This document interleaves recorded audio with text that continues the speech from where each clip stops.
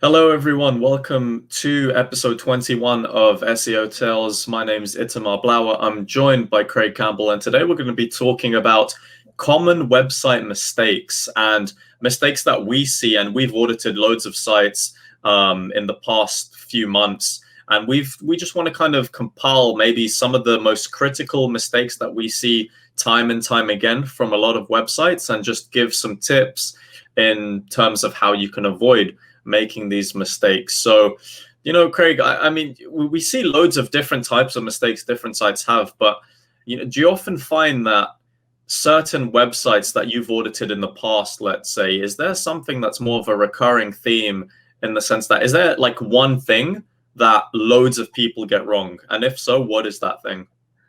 I'm not sure there's just one thing. There's always a handful of things that you come across, and those are. I mean, I'll be honest. What I would try and emphasize, if someone's asking me what are the most common mistakes, I think one of the most common mistakes is people very often miss out the very, very basics of SEO. People are trying to think of the right word to use, but it's as if people try and go in and do some advanced stuff way before even the basic fundamentals are done properly. And I think that's a common recurring thing that I see on a regular basis. I just, like we do on the live audit show, you get a website and people like, can you audit it? And you're just like, dude, like, it just looks bad. It's got no call to action. The content's garbage. You're not even doing basic keyword targeting. And I think for me, you have to get those basic fundamentals right before you even come and ask someone for a website audit. At least have the basics done, like a bloody landing page on there, and I think, I don't know. I don't know if people are just missing the basics, don't understand the basics, or simply people think you just put up a website and make money. And and God knows what people are telling them. But as I say, for me, I mean, I've audited loads of websites, and obviously you've got, canonicals, all over the place, or hreflang tags not being implemented properly, or a whole bunch of other technical things, pages being blocked from being crawled and all that stuff.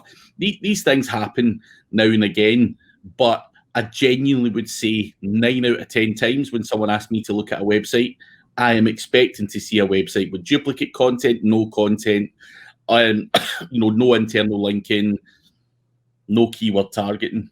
I wouldn't even say they've done SEO on it. That's the God's honest. And I've done a lot of these with SEMrush as well, and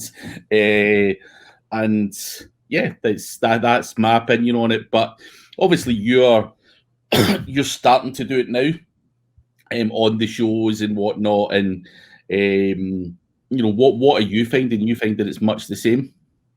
I mean, for certain sites, yeah, you see sites like you mentioned that have either little to no content, or they're not targeting the right terms, or even sites that don't really have any backlinks and they're not ranking. And, that would probably be, I think with a lot of sites, probably most sites that I audit aren't ranking well, because I mean, sometimes, you might think, if you've got a site that's ranking well, you might think, oh, maybe I'm not even going to submit it for an audit, because what's the point?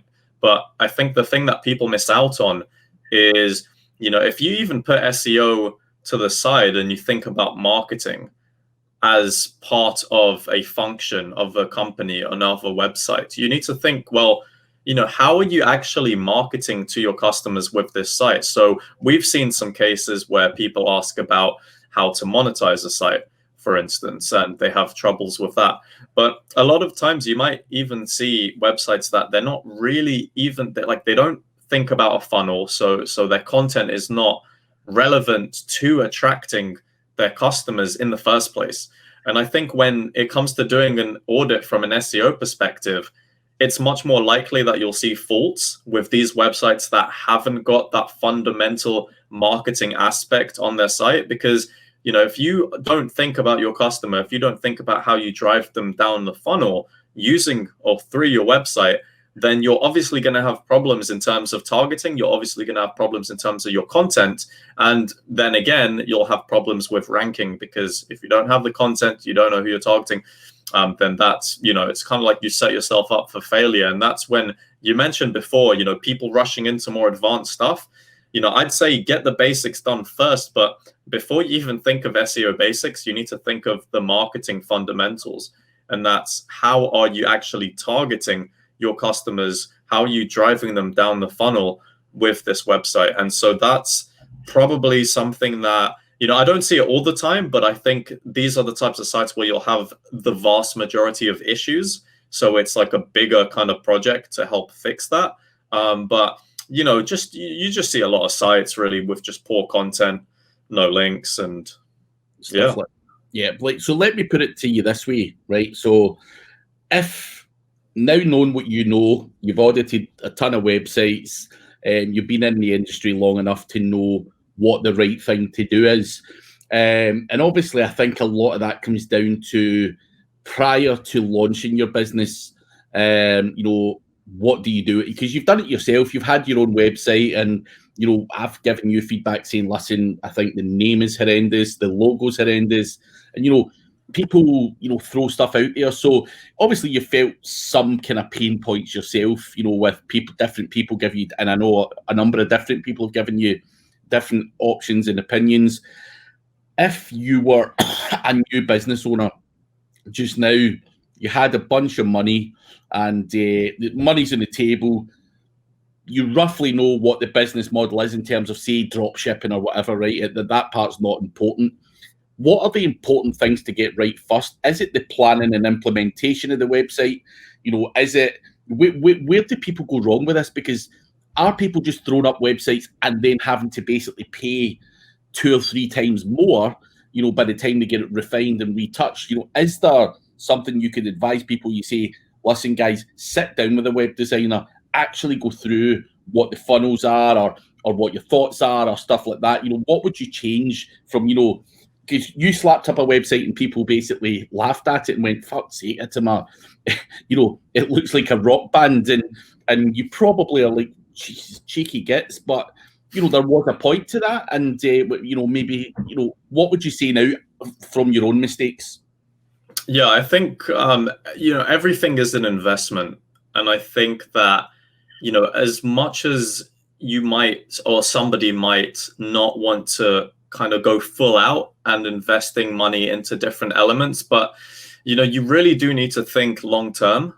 When it comes to any kind of business, any kind of venture that you start, you need to think to yourself, well, how long am I going to be doing this? Is this going to be just a kind of few months gig? Is this going to be a long-term thing? And I think for the most part, when people are starting out, and the reason why people get into SEO, it's because they at least understand the long-term value of what SEO brings to the table. And in terms of mistakes I've made, I've tried making sites on my own as, somebody who's not a web designer.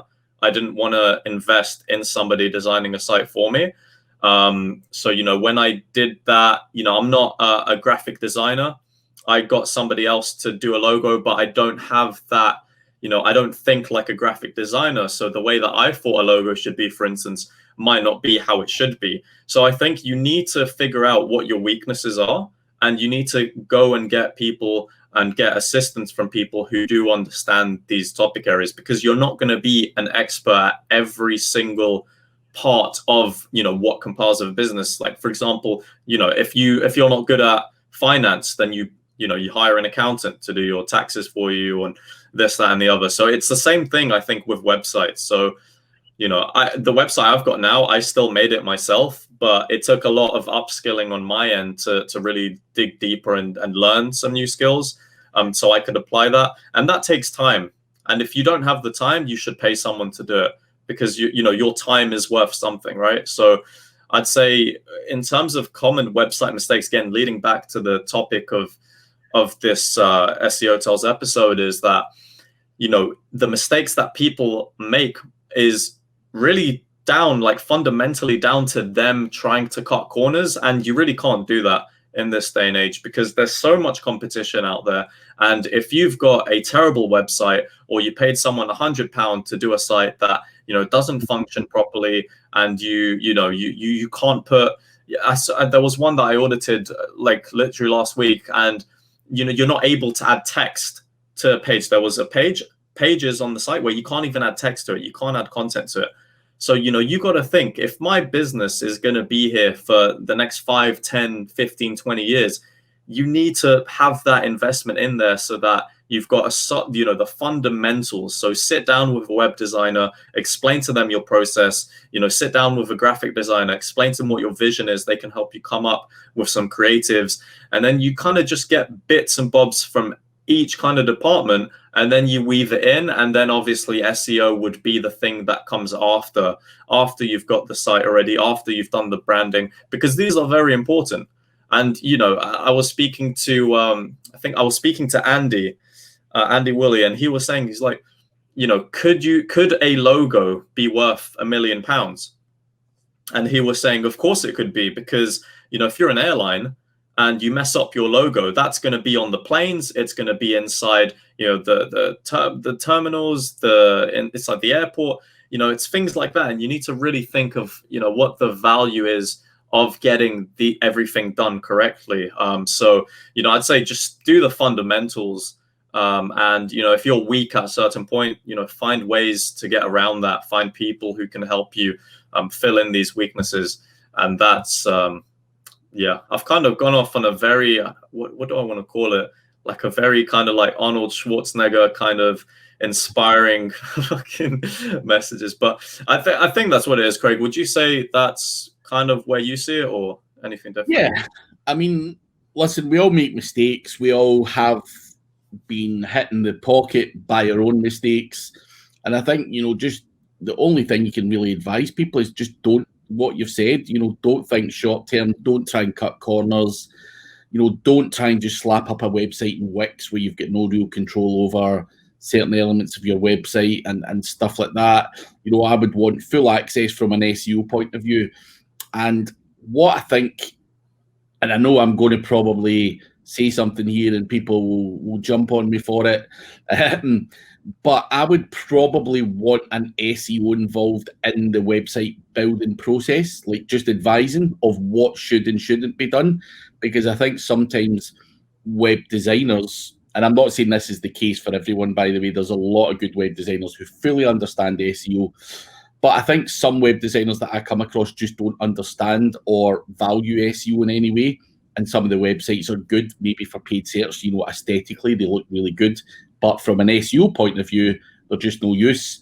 And I think if I was advising anyone, make sure there's an SEO involved in the process to fight your corner for the ability to add text to a page and, have freedom to speed up that website, have freedom to be able to do all the other kind of small elements that help with an SEO, with an SEO campaign.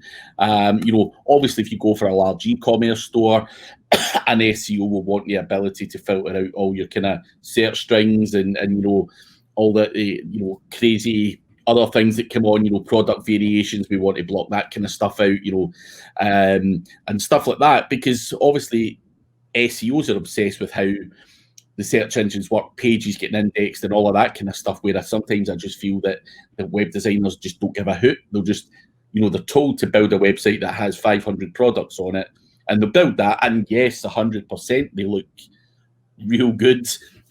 But if we don't have that ability, or they're on a platform where we don't have the ability to access, the server side to speed it up, or, filter out certain pages to the search engines and stuff like that, then we have a bit of a problem. And that is where I think, certainly choosing your platform wisely is something I would always say as well. Just get those fundamentals right. And I've seen people come to me with Squarespace websites and stuff like that, and I'm just like, I ain't working with that. It's not the ideal platform, and I'm sure Squarespace is okay to some degree and probably good for local. But if you're looking for scalability, being a platform where there are no restrictions, and the same goes for e-commerce. I think there's designated platforms out there, like Magento for e-commerce, if you're going to run a large e-commerce store. And there's even small things like, are you even on a Magento optimized server? Because Magento is very, very server intensive, and you need to make sure, because I remember even something like this guy came to me once years ago, and he owned a clothing brand, and they had thousands of products on there, and he paid for hosting with this company called UK Fast, who were supposed to be the creme de la creme of hosting, which I'm sure they are. There's no critique of the host here, by the way, just to make that point clear.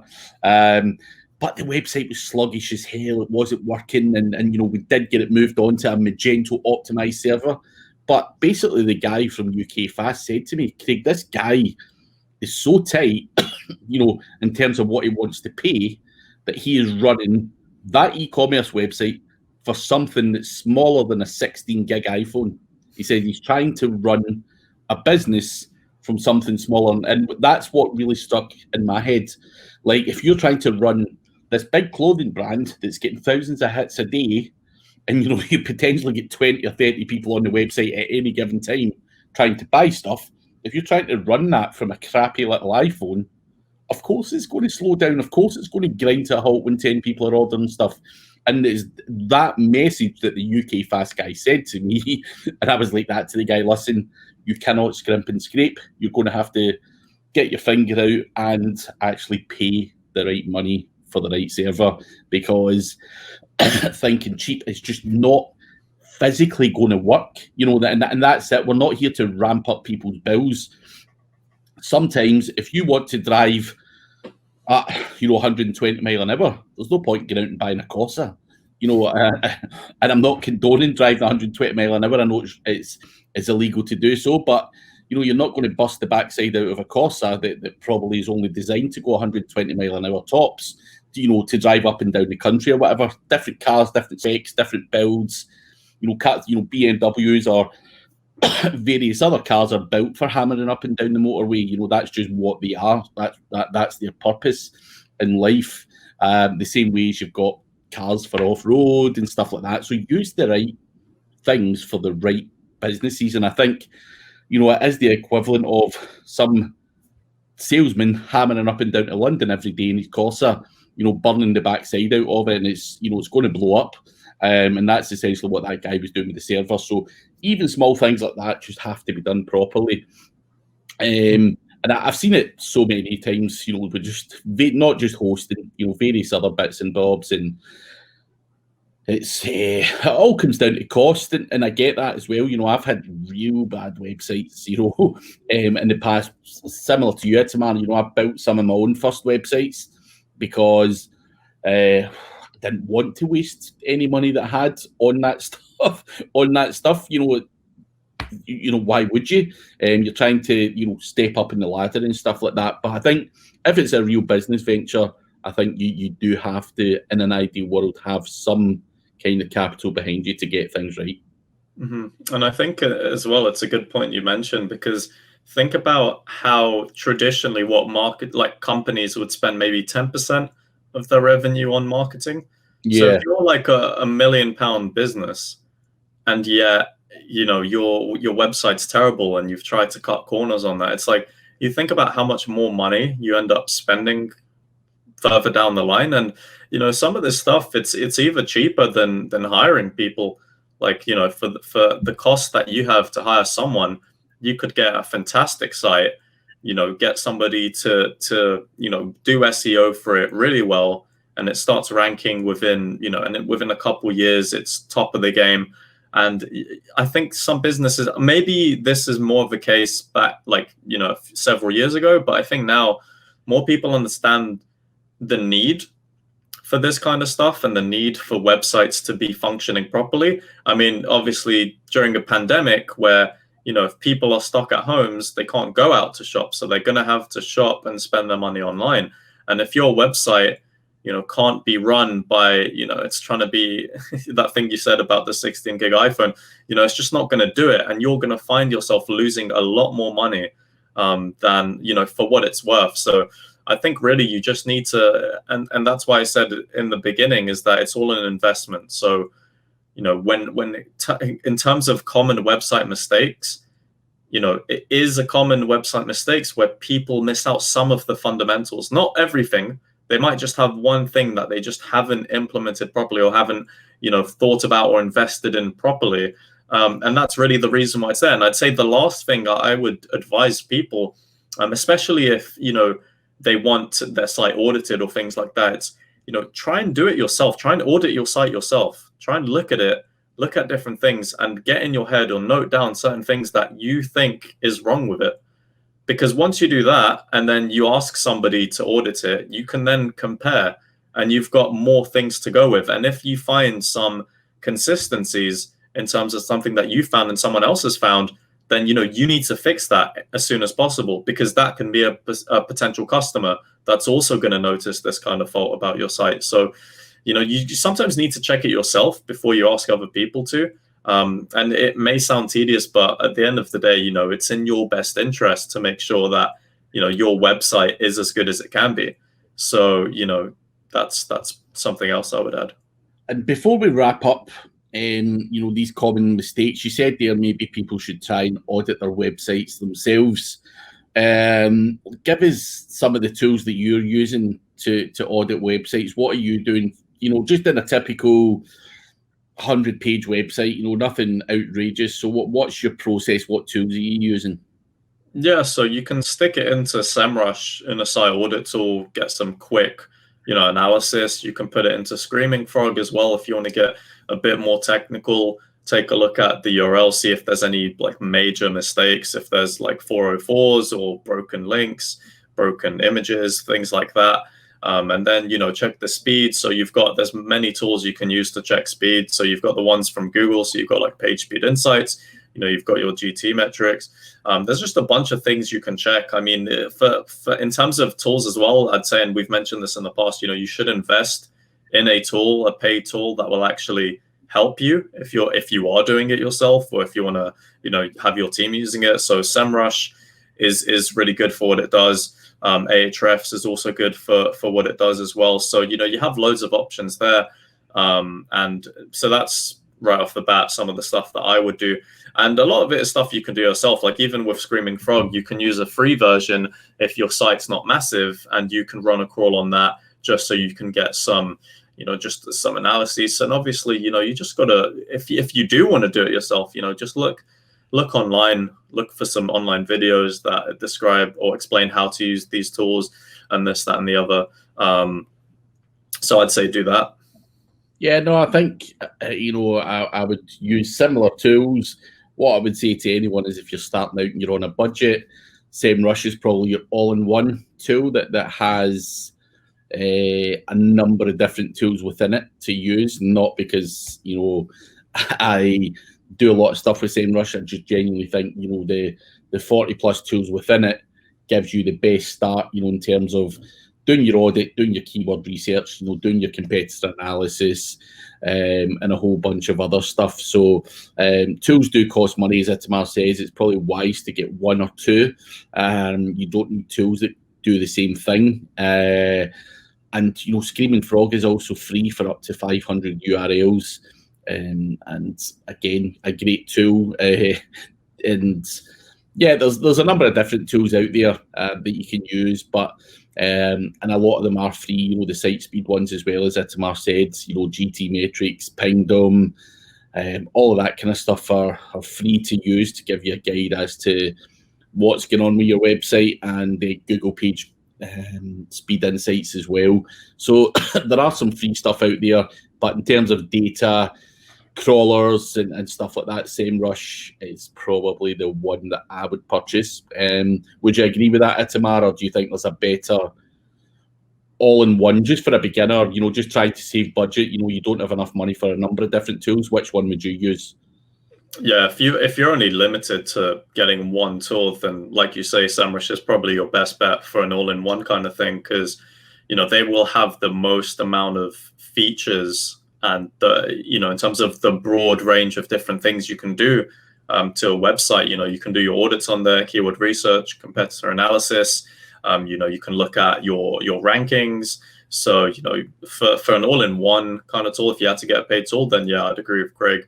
and go with SEMrush. But, and you can couple that easily with, the free version of Screaming Frog. And like we mentioned, the GT metrics, ping them, and PageSpeed Insights. And, you could just use them and you'll have a pretty good, solid way to start doing it for yourself. So if you do want to, at least check yourself to see if there are some mistakes with your site, then definitely use these tools that are available to you. Cool.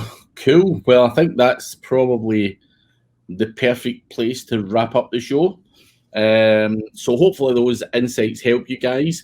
Do make sure you give us a like and subscribe. Also give Itamar Blower some love on his channel. If you like what Itamar's got to say, he's got a whole bunch of other stuff going on over there, and there's also the live site audit show that goes on Itamar's channel now. We have moved that over there, where Itamar will still be doing the live show. I will be on there occasionally, but there will be other guests, so you don't have to listen to this tedious accent. But for now, for SEO Tales episode 21, from Itamar and myself, we will catch you again next week. Cheers, guys.